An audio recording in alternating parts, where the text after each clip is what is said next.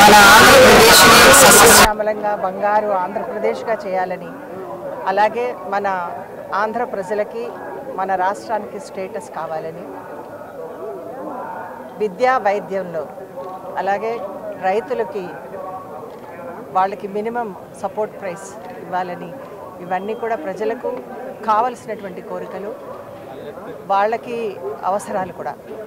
అలాగే ఈరోజు మనం ఉద్యోగాల కోసం, యువకుల కోసం ఎంతో పరితపిస్తున్నాము వాళ్ళకి. కాబట్టి వీళ్ళందరికీ కూడా ఆ భగవంతుడు స్వామి వెంకటేశ్వర స్వామి అనుకున్న కోరికలన్నీ నెరవేర్చాలని మనస్ఫూర్తిగా మళ్ళీ అదే చెప్తున్నా నేను. పురంధేశ్వరి గారు పిలిస్తే వస్తా, మరి బీజేపీ నుంచి ఆమె పిలవాలి కదా. సో ఆమె అధ్యక్షురాలు కాబట్టి ఆమె పిలిస్తే తప్పకుండా వస్తాను.